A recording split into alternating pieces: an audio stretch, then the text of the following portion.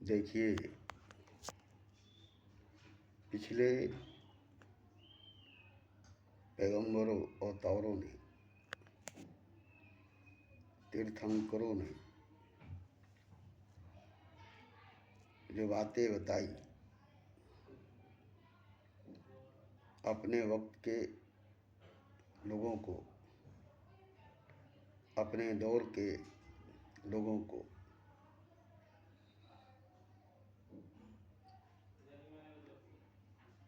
जिसको लेकर कुछ धर्म बन गई, मजहब बन गया,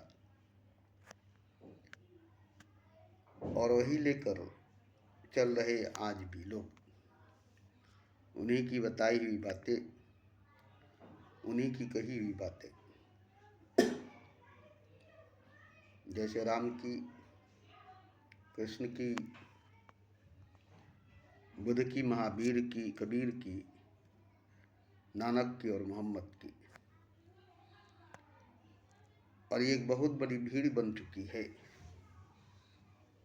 एक बहुत बड़ा समूह बन चुका है, एक बहुत बड़ी फिरका बन चुकी है, जिसको मजहब का नाम दिया गया है, जिसको धर्म का नाम दिया गया है।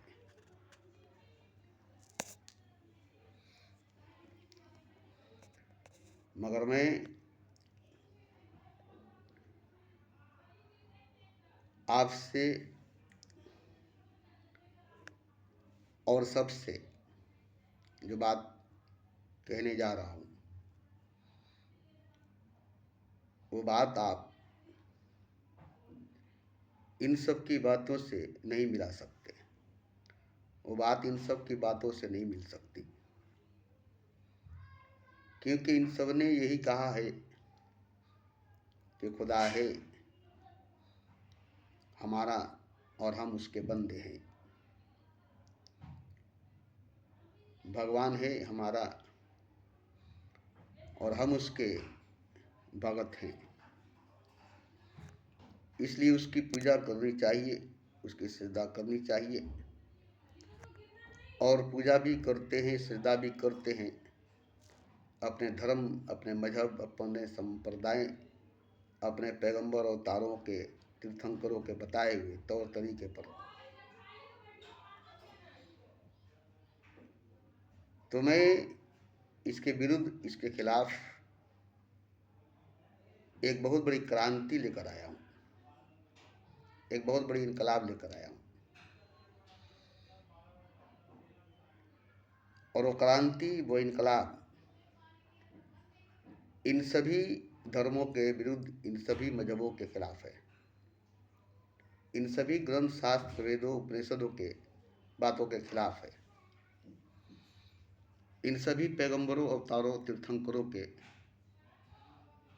कहने के खिलाफ है, जिसको आप आसानी से नहीं मान सकते, सहजता से नहीं मान सकते,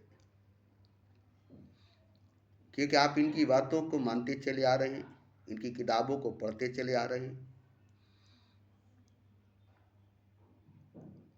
और मैं इस तरह से कहूँगा कि मजबूरन मेरी बातों को मानना पड़ेगा। मैं आपको मजबूर नहीं करूँगा, मैं आपको मनवाऊँगा नहीं, मगर आप इतने मजबूर हो जाएंगे मेरी बात को सुनकर कि आपको मानना ही पड़ेगा। और जैसे ही मानेंगे तो आप भी एक क्रांतिकारी बन जाएंगे, आपके अंदर भी एक क्रांति आ जाएगी, आपकी भी अंदर एक इनकलाब पैदा हो जाएगी और आप भी एक इनकलाबी बन जाएंगे। इस तरह से हर इंसान क्रांतिकारी बन जाएगा, इनकलाबी बन जाएगा। इन पिछले धर्मों, मजहबों के, पैगंबरों, अवतारों के बातों के खिलाफ, ग्रंथों, शास्त्रों, वेदों के खिलाफ, धर्मों, मजहबों के खिलाफ।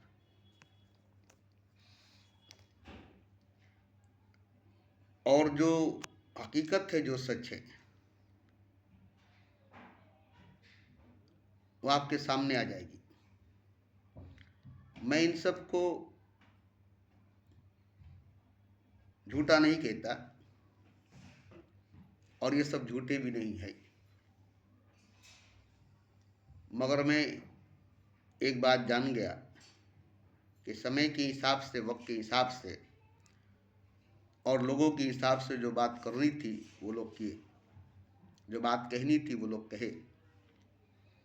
उनके दौर के लोग, उनके वक्त के लोग, उनके ज़माने के लोग जैसी बात सुनना चाहते थे वैसे ही बात वो लोग सुनाए, जिससे समाज एक मजहब का रूप ले सके, समूह एक धर्म का रूप ले सके और सब इकट्ठे एक साथ जमा होकर के रहने लगे, आपस में मिलजुल करके।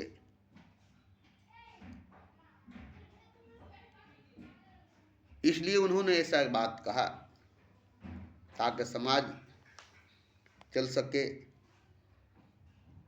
समाज चल सके। मैं भी कभी इस समाज का हिस्सा था, मैं भी कभी इस धर्म, इस मजहब का हिस्सा था। मैं भी गीता, रामायण, बाइबल, कुरान की बात को मानता था। मैं भी राम को, कृष्ण को, नानक और मोहम्मद को और उनकी बातों को मानता था। मैं भी नमाज पढ़ा हूँ पाबंदी के साथ, घर से वजू करके एक ही जगह पर मुसलसल 3 साल तक हर वक्त। इसके लिए मुझे वक्त से पहले, अजान से पहले घर से निकलना पड़ता था और तिलावत भी की, वो भी एक ही सूरे का, किसी और सूरे नहीं, एक ही सूरा पढ़ा। वो एक लंबी सूरा है, एक पारे से ज़्यादा है, और उसको मैं लिखा भी, उसका हिफ्ज भी कर लिया, उसका हाफिज भी बन गया।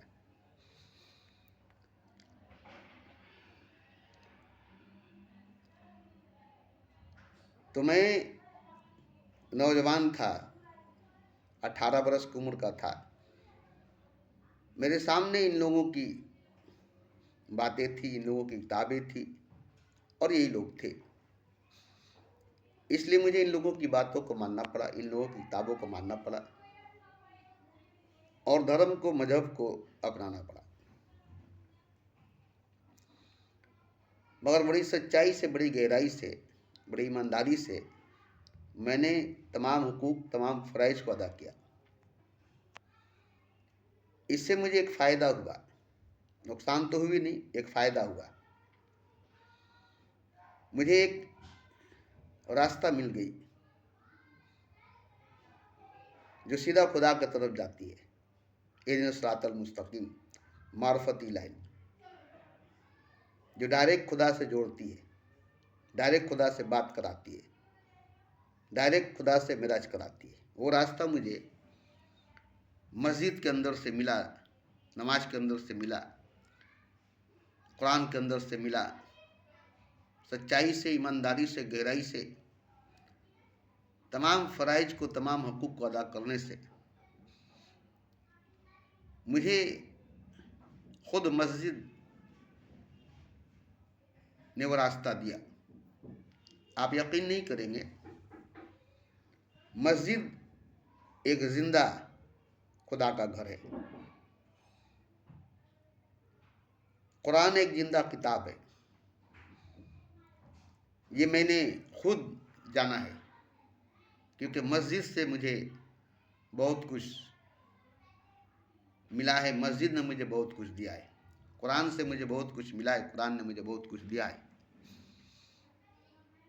जैसे एक इंसान से बात करता है, वैसे ही मस्जिद मुझसे बात करती थी और मैं मस्जिद से बात करता था। यह आप सुनकर बड़ा हैरान होंगे कि मस्जिद की दीवारें, मस्जिद की मीनारें, मस्जिद की छत कभी बोल सकती है, मगर आपने कभी सुना नहीं होगा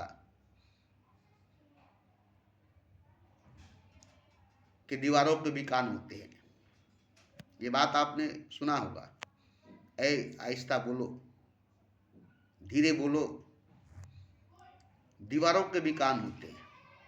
तो जब दीवारों के कान होते हैं तो दीवारों के जुबान भी होते हैं। अगर दीवारों की सुनने की सलाहियत है तो बोलने की भी ताकत है। दीवार की सुनने के लिए कान है तो बोलने के लिए जुबान भी है। तो मैंने मस्जिद को बोलते हुए, उसकी दीवारों को, उसके मीनारों को बोलते हुए साफ लफ्ज़ों में सुना। कुरान को मैंने पढ़ा नहीं, कुरान को सुना। कुरान भी जिंदा किताब है। उसने भी कहा एक इंसान की तरह, जैसे कि इंसान एक इंसान से बात करता है, वैसे ही कुरान मुझसे बात करता था और मैं कुरान की बात सुनता था। ऐसे ही मस्जिद की मीनारें, मस्जिद की दीवारें, मस्जिद की छतें मुझसे बात करती थी और मैं उसकी बात सुनता था। इतनी गहरी लगाव हो गई थी मस्जिद से, मस्जिद की मीनारों से, मस्जिद की दीवारों से, कुरान से, कुरान की आयतों से, कुरान की बातों से, कि वो मुझसे बात करता था और मैं उसकी बात सुनता था। और मुझ पर एक कैफियत तारी होती थी सुन करके मस्जिद की बात, मस्जिद की ज़ुबान से, कुरान की बात कुरान की ज़ुबान से, पढ़ करके नहीं, पढ़ करके नहीं। ये मत समझिएगा कि मैं पढ़ता था, नहीं। कुरान मुझसे बोलती थी अपनी ज़ुबान में, मस्जिद मुझसे बोलता था अपनी ज़ुबान में। इतनी गहरी लगाव, इतनी गहरी मोहब्बत हो गई थी, क्योंकि मैं हर जगह से ठुकराया हुआ था, हर जगह से ठोकर खाया हुआ था। अब ले देकर एक मस्जिद ही बची थी जहाँ मुझे पनाह मिली थी, और ले देकर के कुरान ही बचा था जिसका मुझे सहारा मिला था। मैं इतने घने अंधकार में डूबा हुआ था, इतने घने अंधकार में खोया हुआ था कि इसमें से निकलने का कोई रास्ता नहीं था। मेरी ज़िंदगी अंधेरे से भरी थी। आँख रहते हुए मैं अंधा था, सूरज की रोशनी रहते हुए मैं अंधेरे में था। मेरी ज़िंदगी, मेरी पूरी ज़िंदगी अंधेरे से भरी हुई थी, अंधकार से भरा हुआ था, अज्ञान से भरी हुई थी, जालस से भरा हुआ था। मेरे अंदर बस सच्चाई थी और कुछ नहीं था। मैं सच्चा था और कुरान की हर बातों को सच मानता था, मस्जिद की हर बातों को सच मानता था। इसलिए मैं खूब डूब कर, खोकर, मिट कर कुरान की बात को सुना, मस्जिद की बात को सुना। और मस्जिद ने मुझसे एक बार कहा कि अब आज से, अभी से दोबारा मस्जिद में मत आना। ये बात सुनकर मैं रो पड़ा कि मैं हर जगह से ठोकर खाकर, हर जगह से चोट खाकर, हर जगह से धोखा खाकर मैं आया मस्जिद में, और अब मस्जिद से निकल कर जाऊंगा कहाँ? मेरे लिए यही जन्नत है, मेरे लिए यही दुनिया है। अब मुझे यहाँ से मरकर ही निकलना है, मरकर ही जाना है। मैंने तो ये सोच कर आया था कि हमेशा हमेशा के लिए मेरा घर है जो कि खुदा का घर है। जैसे बाप का घर बेटे का घर होता है, ऐसे ही बंदे का घर खुदा का घर होता है। तो मैं इसे अपना घर समझ कर आया था। अब मुझे इस घर से निकाला जाए, इस घर में आने के लिए मना किया जाए, तो मुझ पर क्या बीतेगी? अब मैं कहाँ जाऊँगा? अब मेरे लिए तो कहीं जगह नहीं है, मेरे लिए तो कोई जगह नहीं है। रो पड़ा। मगर मस्जिद ने कहा, मैं तुम्हें मस्जिद से निकाल नहीं रहा हूँ, मस्जिद से भगा नहीं रहा हूँ। तुम यहाँ से जाओगे, ये तुम्हारी बात है, बल्कि मैं ही कुछ दिनों के बाद नहीं रहूँगा, फिर तुम कहाँ जाओगे? ये मस्जिद कुछ दिनों के बाद नहीं रहेगी, इसे तोड़ दिया जाएगा, इसे मिटा करके एक नया मस्जिद बनाया जाएगा, और तुम उस मस्जिद में कैसे रहोगे? इस मस्जिद से जितनी लगाव तुम्हें है, वो तुम्हारे सामने अगर टूटेगी तो तुम्हारा क्या हाल होगा? उस वक्त मैं नहीं समझा कि ऐसा हो सकता है। तो मैंने कहा कि नहीं, ऐसा क्यों होगा? बोला नहीं होगा, 100 साल हो चुकी है। 100 साल के बाद अब मेरी यहाँ रहना ठीक नहीं है। अब कोई नई मस्जिद बनेगी इसी जगह पर। तो मैंने कमेटियों से कहा कि इस मस्जिद को ऐसे ही रहने दो, इसकी मरम्मत करके इसे और मजबूत कर दो। एक नई मस्जिद किसी दूसरे जगह पर बनाने की कोशिश करो। आसपास में 2-4 बाड़ी को लेकर खरीद कर मिलाकर एक नई मस्जिद की तामीर करो और इस मस्जिद को रिपेयर करके मजबूत करके और भी मसाला वगैरह लगा करके इसकी उम्र बढ़ा दो, ताकि ये भी मस्जिद रहे और एक नई मस्जिद भी बन जाए। मगर उस वक्त के कमेटियों के मिजाज में, दिमाग में ये बात नहीं गई और ऐसा हुआ कि एक दिन मस्जिद को शहीद करके एक नई मस्जिद बनाई गई। तब मुझे लगा कि नहीं, मस्जिद ने मुझे जो कहा वो सही कहा। और वहाँ से मुझे एक नया रास्ता दिया। बोला यहाँ से निकलो, बहुत रास्ते हैं, बहुत रास्ते हैं, पहले तुम इसे छोड़ो, यहाँ से निकलो। अब यहाँ दोबारा लौट कर आना नहीं, मुड़ कर देखना नहीं। ये सब बातें मस्जिद की जुबान से सुन करके मैंने आंसू पोंछा और सलाम किया और वहाँ से निकला। फिर दोबारा आज तक मस्जिद की तरफ आंख उठाकर नहीं देखा, मस्जिद में आंख उठाकर नहीं देखा। अब मुझे एक अच्छा मकाम, एक अच्छा दर्जा, एक अच्छा रास्ता मिल गया खुदा तक जाने का, डायरेक्ट मार्फती लाइन। हर जगह खुदा है, अब मस्जिद की जरूरत नहीं। हर जगह खुदा है, अब मस्जिद की जरूरत नहीं। अब मस्जिद से बात करने की जरूरत नहीं, अब तो खुदा ही से बात करो। कुरान की बात सुनने की नहीं, खुदा की बात सुनो। अब तुम्हें हर जगह मिलेगा खुदा। अब मस्जिद की जरूरत नहीं, नमाज की जरूरत नहीं, डायरेक्ट खुदा तुमसे बात करेगा, तुम खुदा से बात करोगे। और ऐसा ही हुआ। तब से मैं खुदा से और खुदा मुझसे बात करने लगा। और मैं खुदा की बात खुदा की जुबान से और अपने कान से सुनने लगा। इससे हुआ क्या कि मुझे अब खुदा से मोहब्बत हो गई, खुदा से लगाव हो गया। और इतनी खुशी के मारे मैं झूमने लगा, गाने लगा, मस्त हो जाने लगा। मस्तों में गिनती होने लगी मेरी। लोग मुझे मस्तान कहने लगे, मस्त कहने लगे। इतनी मस्ती मुझे मिलती थी खुदा की बात सुनकर, खुदा से बात कह कर,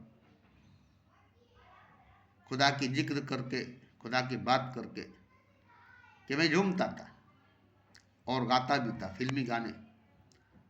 अब आपको हैरानी होगी कि खुदा मेरी जुबान से अपना जिक्र सुनने से ज़्यादा पसंद करता था गाना सुनना। कुरान पढ़कर अगर मैं खुदा को सुनाता तो वो मुझे पसंद नहीं करता। मैंने जो गीत गाकर सुनाया, खुदा को बहुत पसंद आया। आप कहेंगे कि ये बात गलत है, तो देखिए, मैं कभी सुनी सुनाई बातों पर यकीन नहीं करता। मैं भी हैरान था कि खुदा को मेरी गीत पसंद है, मेरे गाने पसंद है, क्योंकि मैं उस अंदाज में गाता था। अंदाज मेरी जो थी वो खुदा को पसंद था। खुदा को अपने बंदे का अंदाज ही पसंद होता है, गाना नहीं, गीत नहीं, गाने का अंदाज, गाने का ढंग। और सही मानों में मैं जिस ढंग से, जिस अंदाज से गाना गाता था, उस अंदाज से कभी ज़िंदगी में मोहम्मद रफ़ी गाया नहीं। और रफ़ी का ही गाया गीत गाता था, मगर उस अंदाज से कभी ज़िंदगी में एक बार भी मोहम्मद रफ़ी ने गीत नहीं गाया। अगर गाया होता तो वो भी एक मस्तों में गिनती होता, वो भी एक मस्त हो जाता। और उसकी गाई हुई गीत जैसे दुनिया सुनती है वैसे खुदा भी सुनता। मगर उसी की गाई हुई गीत मैंने इस अंदाज में गाया कि खुदा मेरी गीत सुनता था, मेरा गाया हुआ गाना सुनता था और बड़ी खुश होता था, झूमता था, जैसे मैं झूमता था वैसे वो झूमता था। तो मैं भी हैरान होता था कि खुदा को फिल्मी गीत पसंद है, खुदा फिल्मी गीत सुनता है, फिल्मी गाना सुनता है। खुदा को तो बिलाल की अजान पसंद थी, खुदा को तो नबी की बात पसंद थी, और खुदा को मेरी गाई हुई गीत पसंद है। तो खैर उसको जो पसंद है मुझे वो गाना गाना पड़ता था और मैं गा करके झूम करके उसको सुनाता था। आप इसको गलत मानेंगे, मैं आपको मनवाना भी नहीं चाहता, मगर एक बात मैं बताता हूँ, मैं तो गाना गाता था और खुदा उसको सुनता था और खुश होता था। मैं गाली नहीं देता था, मैं गाली नहीं देता था। मूसा के वक्त में एक इंसान खुदा को गाली देता था, बहुत जबरदस्त, चीख चीख कर, पत्थर उठाकर आसमान पर मारता था और गाली देता था। मूसा सुने तो उनका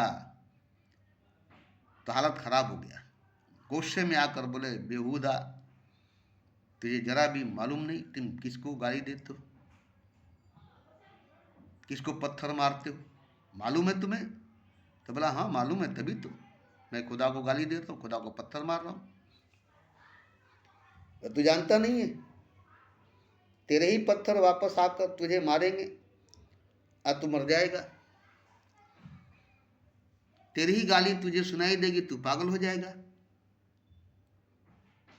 बंद कर पत्थर मारना, बंद कर गाली देना, शुक्रिया अदा कर उसकी, जिक्र कर उसका, नाम ले उसका, सजदा कर उसकी। ये बात मूसा ने उस आदमी से कहा, उसे डराया, धमकाया, समझाया, पढ़ाया। उस आदमी ने मूसा की बात मान ली और कहा ठीक है, आज से गलती हो गई, खुदा से माफ़ी मांग लूँगा, और तुम जाकर मेरे तरफ से खुदा से माफ़ी मांग लेना और कहना कि आज से, अभी से अब वो कभी गाली नहीं देगा, कभी पत्थर नहीं मारेगा, अब आपकी जिक्र करेगा, आपका सजदा करेगा, आपका नाम लेगा। तो मूसा गए कोई तूर पर, अभी ये कुछ बोलते तब तक खुदा की तरफ से आवाज़ आई कोई तूर पर। बड़ी गुस्से में खुदा ने कहा, ए मूसा, ये तुमने क्या कर दिया? मूसा हैरान हो गए, हम तो आए थे खुदा से कुछ बोलने, और खुदा जितना नाराज है, इतना गुस्से में है, खुदा मुझे डांट रहा है। अब यहाँ मूसा की तो हालत खराब हो गई, बोले क्या गलती हो गई खुदा, क्या मैंने गलती कर दिया खुदा, इतने गुस्से में हो, इतने नाराज हो, कहीं कहार बन करके, जब्बार बनकर मुझ पर बरस न जाना। आखिर बताओ मैंने कौन सी गलती की है, मुझे बताओ, मैं पैगंबर हूँ, मैं तुम्हारा हम कलाम हूँ, मैं तुमसे बात करता हूँ, तुम भी मुझसे बात करते हो। तो बोले तुमने बहुत बड़ी गलती की है, इतनी बड़ी गलती, इतनी बड़ी गलती कि जिसकी माफ़ी नहीं है, मगर तुम पैगंबर हो, हमारा पैगाम ले जाते हो, इसलिए मैं तुम्हें माफ़ कर सकता हूँ, मगर इससे पहले तुम्हें अपनी गलती का एहसास करना पड़ेगा, तुम्हारी गलती का एहसास मुझे कराना पड़ेगा। तुमने वो गलती की है, वो मैंने बताना पड़ेगा। बोले क्या गलती मैंने किया है? बोला अभी रास्ते में तुम आ रहे थे, एक आदमी मुझे गाली दे रहा था, पत्थर मार रहा था। बोले हाँ, मैंने उसे रोका, टोका, डांटा, समझाया, अब वो आपका नाम लेता है अदब से, एहतराम से। वो पत्थर मारता था, वो गाली देता था, मुझे गुस्सा आ गया और मैंने उसे बहुत डांटा, बहुत डांटा, बहुत डराया, धमकाया, बहुत समझाया। अब वो समझ गया, अब वो आपकी बात, मेरी बात मान लिया, अब आपकी नाम बड़ी इज्जत, बड़ी एहतराम से लेता है, अब उसके अंदर आपका खौफ, आपका डर बैठ गया है। गुमराह था, उसे मैंने रास्ते पर ला दिया है। खुदा ने कहा कि तुम उसे गुमराह कर दिए हो, पहले वो रास्ते पर था, अब वो रास्ते पर नहीं है। बोले अजीब बात है। बोले हाँ, पहले वो गाली देता था, मैं सुनता था, वो पत्थर मारता था, मैं देखता था। उसके पत्थर मारने में, उसके गाली देने में मुझे जो खुशी मिलती थी वो तुमने मुझे छीन लिया। तुमसे हम कलाम करके, तुमसे बात करके मुझे आज तक खुशी नहीं मिली है। ऐ मूसा सुन लो, इतने दिनों से तुम आते हो, मैं तुमसे बात करता हूँ, तुम मुझसे बातें करते हो, मगर जो खुशी उसकी गाली सुन करके मिली, उसका पत्थर मारने से मिली, वो आज तक तुमसे नहीं मिली, किसी पैगंबर, किसी अवतार से नहीं मिला। और तुमने मेरी खुशी छीन ली। वो मेरी खुशी थी, उससे मैं खुश था, और तुमने मेरी खुशी छीन ली। आज के बाद तुम्हें कभी खुशी नहीं मिलेगी जब तक मुझे मेरी खुशी लौट नहीं आती, जब तक मेरी खुशी मुझे लौटा नहीं देते, जब तक मैं खुश नहीं हो जाता तब तक तुम कभी खुश नहीं हो सकते हो। जाओ यहां से, बात मत करना। और जाकर फिर से कहो उसे कि जैसे तुम गाली देते थे, पत्थर मारते थे, फिर से वैसे ही गाली दो, फिर से वैसे ही पत्थर मारो। खुदा को तुम्हारा यही अंदाज पसंद है, खुदा को तुम्हारा यही अदा पसंद है। और हो गया। ये बात मैं पहले सुना नहीं था, पहले मैंने जाना नहीं था, ये वाकया मैंने कभी सुना नहीं था, ये अब मैंने सुना।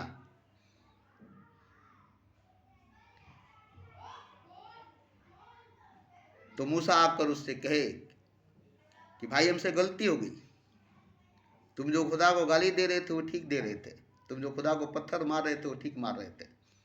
अब तुम गाली दो, पत्थर मारो, उसकी नाम मत लो, उसका जिक्र मत करो।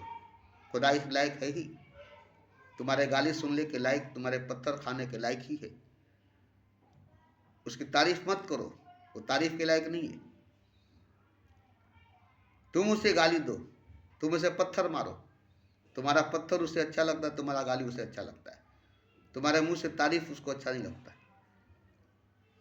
तुम्हारे मुंह से जिक्र उसका अच्छा नहीं लगता। तब वो इंसान बोला कि आपके कहने से मैंने उसे गाली देना बंद कर दिया, पत्थर मारना बंद कर दिया, उसका नाम लेने लगा, उसका जिक्र करने लगा। मुझे अच्छा सा नहीं लगा, मुझे खुद लगा कि मैं गलती कर रहा हूँ, मूसा मुझे गलत रास्ते पर ले जा रहे हैं। मगर आप खुदा से बात करते, खुदा से कलाम करते, इसलिए सोचा कि चलो थोड़ा करके देखें। क्योंकि मुझे गाली देने में जो खुशी मिलती थी, पत्थर मारने में जो खुशी मिलती थी, वो खुशी मुझे खुदा के जिक्र करने में, खुदा का नाम लेने में नहीं मिलता है। तो अच्छा हुआ कि आपने बता दिया। मैं फिर से गाली दूंगा, फिर से पत्थर मारूंगा, और मैं फिर से खुश हो जाऊंगा, और मेरा खुदा भी फिर से खुश हो जाएगा। तो खुदा किससे किस बात पर खुश होगा, किससे किस अंदाज पर खुश होगा, ये उसकी अपनी मौज है, जो आपके कहने से, आपके बताने से नहीं होगा। मोहम्मद नमाज पढ़ने जा रहे थे, एक नौजवान को बोले चलो नमाज पढ़ो, ले गए मस्जिद में नमाज पढ़ने के लिए। नमाज पढ़कर निकला, मोहम्मद के साथ जा रहा था, और जो लोग नमाजी नहीं थे, नमाज नहीं पढ़ते थे, उनको कह रहे यार तुम लोग क्यों वक्त बर्बाद कर रहे हो, चलो नमाज पढ़ने। अब वो सबको नमाज पढ़ने का दावत देने लगा। मोहम्मद साहब बोले कि सुनो, ये तुम क्या कर रहे हो? तो बोले यही कि ये लोग बेनमाजी हैं, नमाज नहीं पढ़ते, अब इन लोगों को मैं खुदा के तरफ ले जा रहा हूँ, नमाज पढ़ने को बता रहा हूँ। मोहम्मद साहब बोले कि आज के बाद तुम नमाज पढ़ने मत आना। देखिए, ये भी सच्चा वाकया है मोहम्मद का। आज के बाद तुम कभी मस्जिद में नमाज पढ़ने मत जाना, और नमाज पढ़ने मत आना, और मेरे साथ मत रहना। बोले क्यों? हम तो अच्छा काम कर रहे। अरे हम पढ़ रहे हैं तो हम औरों को भी पढ़ने को कहेंगे, हम मस्जिद जा रहे हैं तो औरों को भी मस्जिद में जाने करेंगे, ये तो अच्छी बात है ना, तबलीग कर रहे हैं। बोले नहीं, ये अच्छी बात नहीं है। मैंने तुमसे कहा नमाज पढ़ने के लिए, मैं कुछ और हूं, तुम कुछ और हो, तुम क्यों कहोगे? मैंने कहा था तुम्हें कि तुम तबलीग करो, तुम किसी को कहो नमाज पढ़ने के लिए, अभी तुम सही से नमाज नहीं पढ़े और दूसरे को नमाज पढ़ने को बोलते हो। पहले तुम सही से नमाज पढ़ लो, फिर तुम्हें बोलने की जरूरत नहीं पड़ेगी। तुम्हारे साथ साथ तुम्हारे दोस्त यार सब नमाज पढ़ने लगेंगे। तब वो कहा कि ठीक है, आज से मैं किसी से नहीं कहूँगा, मैं ही खुद सही से नमाज पढ़ूंगा। और जब मैं सही से नमाज पढ़ने लगूंगा तो फिर मेरे साथ नमाजी खुद ब खुद आने लगेंगे। तो ये भी वाकया मेरे साथ हुई कि मैंने कभी किसी को नमाज पढ़ने के लिए नहीं कहा।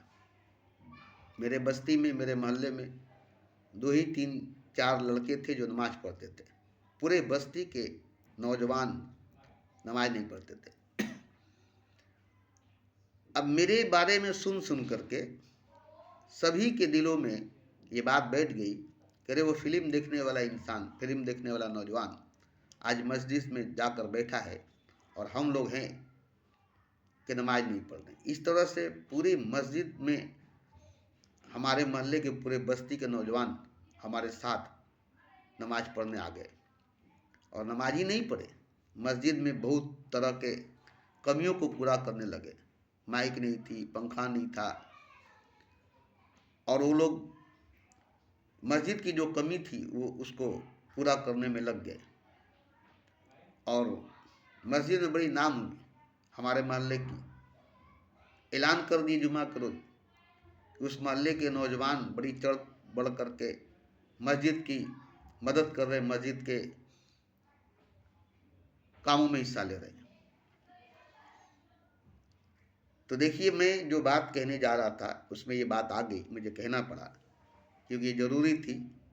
हालांकि इससे कोई मतलब नहीं है, इस पर ध्यान देना जरूरी नहीं है। मेरा कहने का मतलब था कि पिछले पैगंबरों अवतारों ने जो कहा उसको लेकर चलने वाले आज के दौर के लोग हैं, अभी के दौर के लोग हैं। और मैं कहता हूँ कि उस पैगंबरों अवतारों के दौर में न आप थे, न आपके दौर में वो पैगंबर अवतार थे।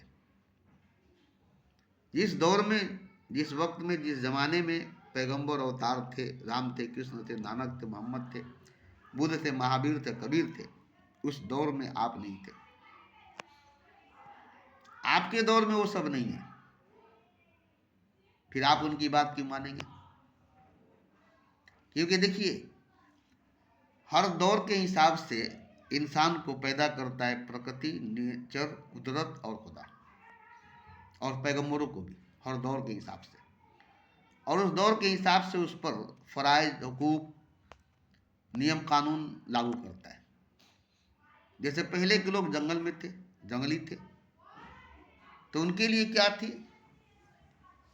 उस वक्त उन लोगों के साथ क्या होता था? प्रकृति क्या देती थी? कुदरत, नेचर, खुदा उन लोगों को क्या देता था? नंगे रहते थे, नंगे धड़ंगे रहते थे, जंगलों में रहते थे।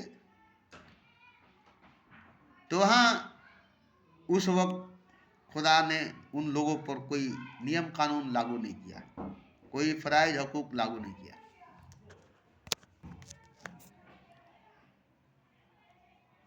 तो वहाँ जंगलों में खुदा ने कोई नियम कानून लागू नहीं किया उन लोगों पर, क्योंकि वो लोग खुदा के नियम कानून के लायक समझदारी नहीं रखते थे। उन लोगों को समझ नहीं दिया था। वहाँ पोशाक नहीं थी, वहाँ लिबास नहीं था, पत्ते साट कर रहते थे। जैसे जैसे समझदारी बढ़ते चली गई, वैसे वैसे नियम कानून उन पर लागू होते चला गया और उन पर पैगंबरों को भेजना शुरू कर दिया। तो जिस जिस दौर में, जिस जिस वक्त में, जिस जिस जमाने में, जिस जिस युग में जिस तरह के लोग थे, उस तरह के लोगों के लिए पैगंबरों, अवतारों को, नबियों को, तीर्थंकरों को भेजा गया। अब देखिए कि राम, मर्यादा पुरुषोत्तम राम, जब वो आए थे तो कितने सीधे साधे चलते थे, आहिस्ता आहिस्ता जमीन पर पांव रखते थे, कितने आज्ञाकारी थे, कभी झूठ नहीं बोलते थे। उनका दूसरा जन्म कृष्ण है, कृष्ण जन्म उनका ही दूसरा जन्म है। कितना सीधा साधा मर्यादा पुरुषोत्तम थे। कभी किसी दूसरी नारी की तरफ देखे नहीं थे, कभी किसी औरतों को छेड़े नहीं थे, कभी किसी के घर से कुछ चोरी किए नहीं थे। और उस वक्त में वो वानरों के साथ मिलकर लंका पर चढ़ाई किए थे। वो वानरों के संग 12 साल बिताए थे। जब उनका दूसरा जन्म हुआ तो वही राम जब दूसरे जन्म में कृष्ण बन करके आए, उनकी माता भी दूसरे जन्म में आई जो कैकेयी थी, और जो कौशल्या थी उनका भी जन्म दूसरा हुआ। तो आप देखिए कि वही राम जब कृष्ण बन करके आए तब ये क्या कर रहे हैं? गोपियों के साथ नाच रहे हैं, राधा के साथ प्रेम कर रहे हैं, अपने सखाओं के साथ माखन चोरी कर रहे हैं। और देखिए बांसुरी बजा रहे हैं, धनुष नहीं सुदर्शन चक्र उठा रहे हैं। इनको देखिए, अब इनके पास धनुष नहीं है, अब इनके पास सुदर्शन चक्र है। इनके हाथ में धनुष नहीं, इनके हाथ में बांसुरी है। इनके साथ बानर नहीं, इनके साथ गैया है। अब ये बताइए कि राम जब दूसरा जन्म में आए तो वही बात क्यों नहीं बताए जो बात राम के जमाने में थी, जब राम थे? तो वही बात फिर दोहराए क्यों नहीं? अब वो कृष्ण बनकर आए और प्रेम की बात बताए, बांसुरी बजाए और सुदर्शन नचाए, गोपियों के साथ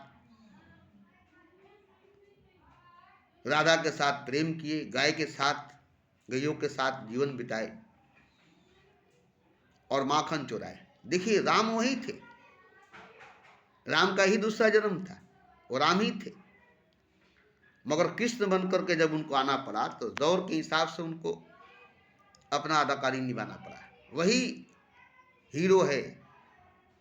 अब इसका दूसरा पार्ट, दूसरा रोल, दूसरे अदाकारी है। जैसे फिल्मों में देखे होंगे, एक ही हीरो 2 पार्ट करता है, एक गोरा एक काला, एक राम एक श्याम। ऐसे ही दूसरा पार्ट राम का कृष्ण बना तो वो सब बातें नहीं बताए, क्योंकि वो जहाँ थे वहाँ के लोग क्या थे, वो जिसके संग थे वो लोग क्या थे, उस हिसाब से कृष्ण को जो बोलना था बोले, कृष्ण को जो करना था वो किए। ऐसे ही बुद्ध जब आए तो अपने हिसाब से, अपने ज़माने में, अपने दौर में जो उनको कहना था अपने लोगों से वो कहे। ऐसे ही कबीर आए तो कहे, नानक आए तो कहे, मोहम्मद आए तो कहे। सब अपने अपने दौर के लोगों से उस वक्त के मुताबिक, उस हिसाब के मुताबिक बात की। अब आप कहेंगे कि मोहम्मद आए तो क़यामत तक की बात किए, क़यामत तक की बात बताएं, और ये कुरान है जो क़यामत तक चलती रहेगी। अब कोई पैगंबर नहीं आएगा, कोई अवतार नहीं आएगा, अब कोई वही नहीं आएगी, अब कोई ऐलान नहीं होगा, अब कोई किताब नहीं आएगी। आप ये मान कर बैठे, मैं भी ये मान कर बैठा था, मगर मुझे खुदा की आवाज़ सुनाई दी, मुझे खुदा की बात सुनाई दी और खुदा ने मुझसे कहने लगा। अब देखिए खुदा मुझसे क्या कहता है और तमाम पैगंबरों से क्या कहा। मैं तो खुद हैरान हूँ कि जो तमाम पैगंबरों से तुमने कहा वो मुझसे क्यों नहीं कहते हो, जो तमाम अवतारों से तुमने कहा वो मुझसे क्यों नहीं कहते हो, जो पैगाम तमाम पैगंबरों अवतारों को दिया वो तुम मुझसे क्यों नहीं देते हो, मुझे भी क्यों नहीं कुरान की बात करने देते हो, मुझे भी क्यों नहीं गीता रामायण बाइबल उपनिषद की बात करने देते हो, मुझे भी क्यों नहीं राम की, कृष्ण की, नानक और मोहम्मद की बात को दोहराने देते हो, मुझे क्यों नई बात बोलते हो, मुझसे क्यों नई बात बोलते हो, और वो भी ऐसी बात जो सबके विरुद्ध, सबके खिलाफ हो, सबके एंटी हो। तो बोले आज के दौर में, अभी के दौर में, आज तुम हो और तुम्हारे सामने जो लोग हैं उनकी मैं बात करता हूँ, अभी की बात करता हूँ, इस वक्त की बात करता हूँ, लम्हे मौजूद की बात करता हूँ, टाइम ऑफ नाउ की बात करता हूँ, आज की बात करता हूँ। और तुमको बोलना पड़ेगा, वो तुमको बोलना पड़ेगा, वो तुमको कहना पड़ेगा, और वो मैं वही बोलता हूँ, वही कहता हूँ जो खुदा बोलता है, जो खुदा कहता है। अब देखिए कि मैं क्या बोलता हूँ, खुदा क्या कहता है। ये नहीं कि मैं कहता हूँ, ये खुद खुदा कहता है। कहो, जैसे मोहम्मद तो कहा, पढ़ो ए मोहम्मद, इकरा, पढ़ो ए मोहम्मद, तो मोहम्मद पढ़े। ऐसे ही मुझसे कहा, कहो तुम वही जो मैं कहता हूँ। ये मेरी बात है, ये मैं कहता हूँ। आज तक जो मैंने कहा उन लोगों से, उन पैगंबरों से, उसको दोहराने की जरूरत नहीं, उसी बात को रटने की जरूरत नहीं, उसी बात को बोलने की जरूरत नहीं। अब नई बात कहो आज के लोगों के लिए, अभी के लोगों के लिए। और ये मेरी अपनी निजी खुद की बात है, आज के लोगों की बात। मैं हैरान हूं, ऐसी बात खुदा कहता है। कहो कि सब खुदा है, सब कुछ खुदा है, मैं ही सब कुछ हूं, मैं ही सब कुछ हूं। ऐसा बात कभी किसी पैगंबरों से नहीं कहा खुदा ने। ऐसी बात कभी किसी पैगंबरों ने नहीं कहा अपने आवाम से, अपने लोग से, अपने समाज से। आज खुदा ऐसा बात कर रहा है। आज मैं सब कुछ हूं, कल मैं सब कुछ नहीं था। आज मैं सब कुछ हूं, कल मैं सब कुछ नहीं था। इसलिए मैंने ऐसा बात कभी किसी से नहीं कहा। आज मैं खुद वही हूं जो तुम हो और जो सब है। आज मैं खुद वही हूं जो तुम हो और जो सब है। अब आप कहें कि आज के लोग बुरे हैं, आज के लोग गंदे हैं, आज के लोग खराब है, आज के लोग जमाना खराब है। राम का दौर अच्छी थी, कृष्ण का दौर अच्छा था, नानक और मोहम्मद के ज़माना अच्छा था। और आज के दौर का हर इंसान खुदा है।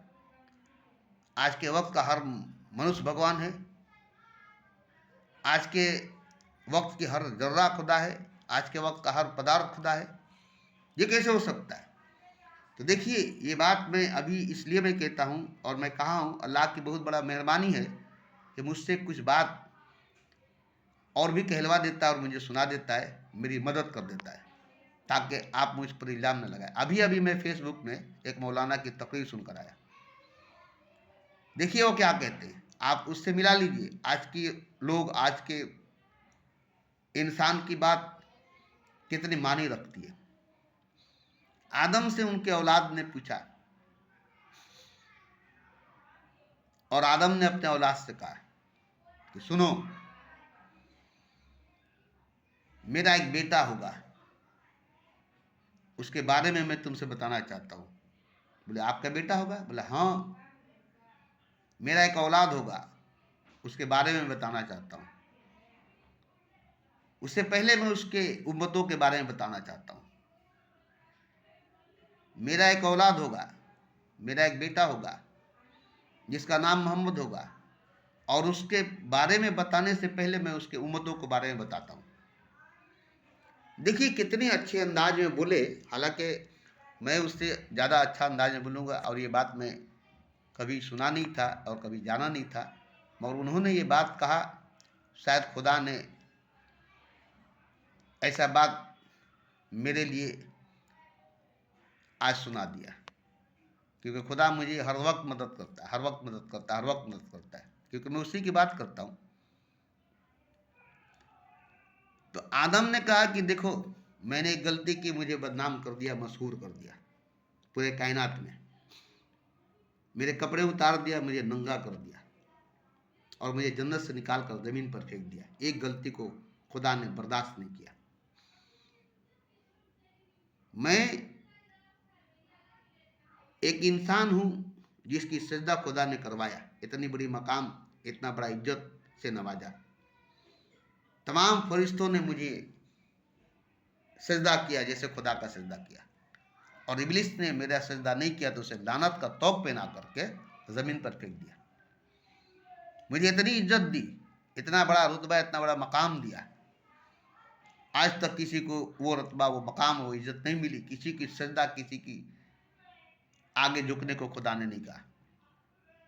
और जिसने मेरी सजदा नहीं की, जिसने मेरे आगे नहीं झुका, उसको उसके तमाम इबादतों से रद्द कर दिया, अपनी बंदगी से खारिज कर दिया, उसे लानत का तोक पहना कर ज़मीन पर फेंक दिया।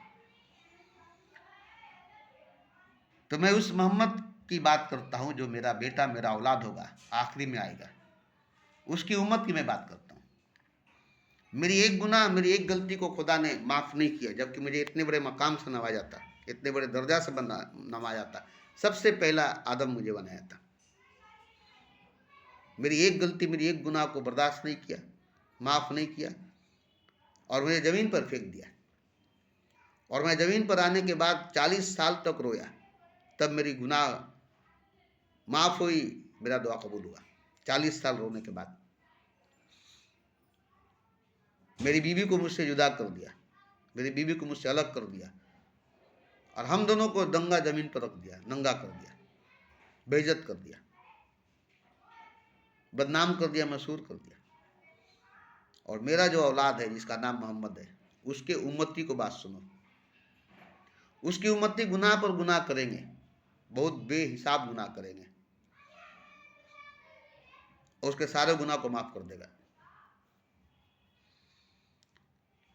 उसे नंगा नहीं करेगा, उसकी बीवी को उससे जुदा नहीं करेगा, उसकी रिज्क नहीं छूनेगा, उसको घर से निकाल कर बेघर नहीं कर देगा।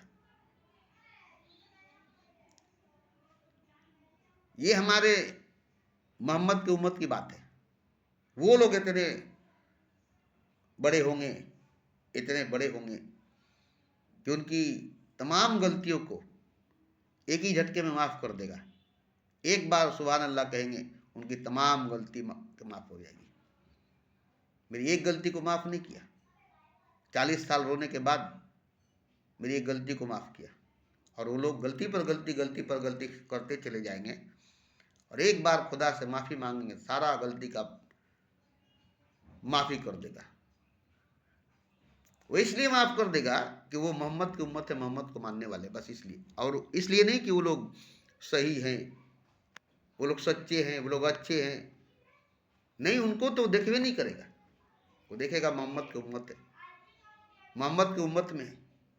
और मोहम्मद की उम्मत की बात 1,24,000 पैगम्बरों ने दुआ की कि मुझे चोर बनाकर, डाकू बनाकर, बदकार बनाकर, जनाकार बनाकर, कातिल बनाकर, पागल बनाकर मुझे मोहम्मद की उम्मत में पैदा कर दो।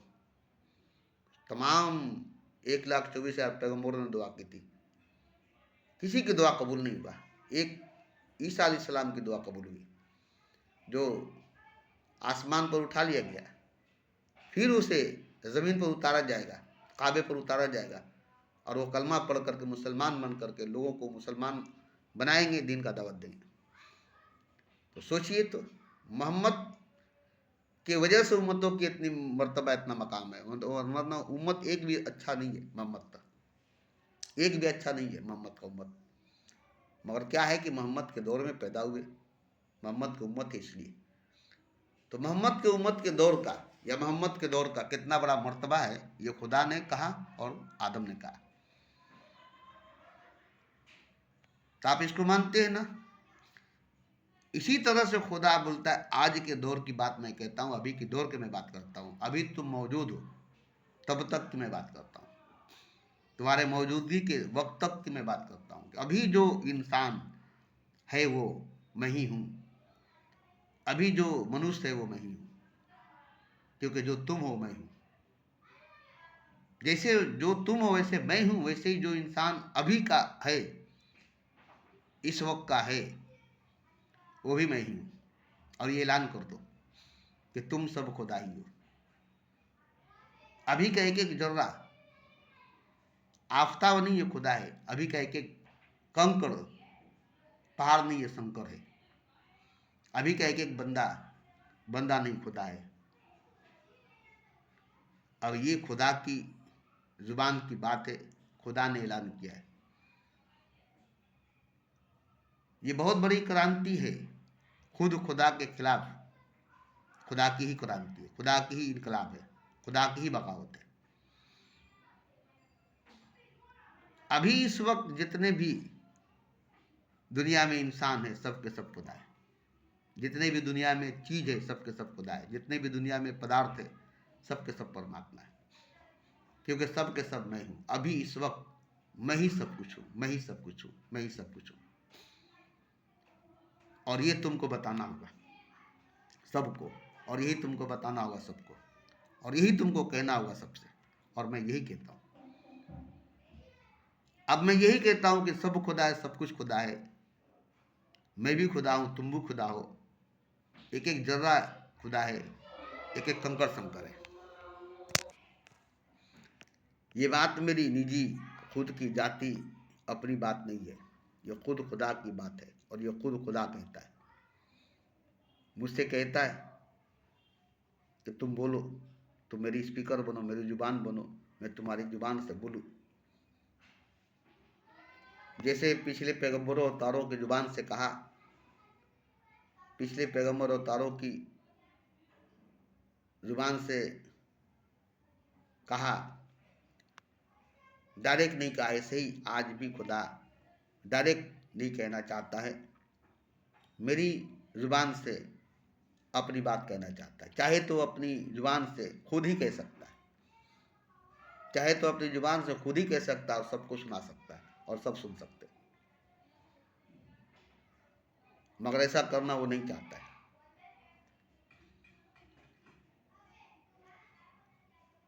अब ये मेरी बात नहीं है कि मैं कहूं कि सब खुदा है, सब कुछ खुदा है। मैं तो खुद ही नहीं जानता था कि मैं खुदा हूं और सब खुदा है, सब कुछ खुदा है। मैं तो खुद ही नहीं जानता था कि खुदा है। मैं तो नास्तिक था, मैं तो खुदा को नहीं मानता था। आज मैं नहीं कहता हूं कि सब खुदा है, सब कुछ खुदा है, ये खुद खुदा कहता है कि देखो मैं ही सब कुछ हूं, मैं ही सब कुछ बना हूं, मैं ही सब कुछ खुद को बनाया हूं। अब ये बात आज की नेचर की, कुदरत की, प्रकृति की, खुदा की है। आज के इंसान, अभी के इंसान, आज के मनुष्य, अभी के मनुष्य, आज के पदार्थ, आज की चीज खुद खुदा ही है। अब ये बात पहले के पैगंबरों और तौरों से भी कह सकता था, मगर आपने सुना ना, आदम के साथ और मोहम्मद की उम्मतों के साथ दोनों की बात आपने सुन लिया कि आदम के एक गुनाह को माफ करने में 40 साल रोना पड़ा, एक गलती की वजह से उनको जन्नत से निकलना पड़ा, उसके कपड़े उतार लिए गए, उसे नंगा कर दिया गया, उसे मशहूर या उसे बदनाम कर दिया गया। तो आदम की बात आप समझ गए। या मोहम्मद की उम्मत की बात आपने सुना ना कि मोहम्मद की उम्मत की तमाम गुनाह को एक ही झटके में खुदा माफ कर देगा। क्यों? उम्मत की बात नहीं, मोहम्मद की बात है। और मोहम्मद की उम्मत को बनने के लिए 1,24,000 पैगंबरों ने दुआ किया था, मगर एक की दुआ कबूल हुई, ईसा इस्लाम की, और वो उम्मत बन करके आएंगे और कलमा पढ़ाएंगे और खुद कलमा पढ़ेंगे। तो आप कहेंगे कि आज की दौर तो बुरी है, आज तो बुराइयों से भरी हुई है, झूठ 420 का दौर है, इसमें हर आदमी खुदा कैसे, हर इंसान खुदा कैसे, हर जर्रा खुदा कैसे, हर पदार्थ कैसे खुदा। आप यही कहेंगे और मैं भी तो यही कहता हूँ कि कैसे खुदा है हर जर्रा, कैसे खुदा है हर पदार्थ, और कैसे खुदा मैं हूँ। मगर खुदा कहता है कि नहीं, जो तुम हो वही मैं हूँ, जो जर्रा है वो भी मैं हूँ, जो पदार्थ है वो भी मैं हूँ। तुम हो ही नहीं, कोई है ही नहीं, कुछ है ही नहीं, सब कुछ मैं हूँ। आज जो कुछ है वो मैं ही हूँ, आज जो कुछ है वो मैं ही हूँ, और मैं ही अपने आप से बोल रहा हूँ क्योंकि मैं ही तो हूँ। मैं ही अपने आप को बोल रहा हूँ क्योंकि मैं ही तो हूँ। चारों तरफ मैं ही मैं हूँ, मैं ही मैं हूँ, मैं ही मैं हूँ, दूसरा कोई नहीं है। हर तरफ तू ही तू है, तेरा जलवा तेरा चेहरा 400 है। कौन है वो? जाई शराब पीने दे मस्जिद में बैठकर, वरना वो जगह बता दे जहाँ पर खुदा नहीं। ये सब बात आप सुनते हैं, बोलते भी हैं बड़े दावे के साथ, मगर जानते नहीं हैं। इन्हीं सब बातों से पता चलता है कि खुदा हर जगह मौजूद है। हर जगह तू ही तू है, तेरा जलवा 400 है, तेरा चेहरा 400 है, जहाँ देखो वहीं तू ही तू है। तो वो कौन है? अलग से है? वो अलग है? नहीं, यही पदार्थ, यही चीज, यही आदमी, यही इंसान खुद खुदाई है। अब वो खुद को क्या क्या बना लिया है, खुद को क्या क्या बना दिया है, और अभी भी वो खुदाई है। देखिए, सोने को अगर आप कुछ भी बना दे तो उसकी कीमत कम नहीं होगी। हीरे को अगर आप कीचड़ में डाल दें, उसकी चमक कम नहीं होगी, उसकी कीमत कम नहीं होगी। तो खुदा अगर बाजार की वेश्या भी बना है तो खुदाई है। इसलिए मैंने कहा कि बाजार की वेश्या भी खुदा है। और आपको बुरा लगता है बाजार की वेश्या खुदा हो सकती है? अरे खुद खुदा ही बना है। अब उस वेश्या के पास जाने वाला जो इंसान है वो भी खुद खुदाई है। क्या फ़र्क पड़ता है? वो इंसान भी खुदा है जो वेश्या के पास जाता है, और वेश्या भी खुदा है जो बाजार में बैठी है। तो ये खुद खुदा ही कहता है कि मैं ही सब कुछ बना हूँ, खुद को मैं ही सब कुछ बनाया हूँ, बनाकर खुद को मौला और खुद को बंदा कर लिया है मैंने। तो ये खुद ही बना है खुदा और खुद को ही बनाया है खुदा। अब उसकी मौज है, वो अपनी मौज में आकर अपने आप को जो बना ले, या उसकी लीला है, उसका नाटक है, अपने आप को जो बना ले। मगर अपने आप को पहचानता है ना। अमिताभ बच्चन कुली बना, डॉन बना,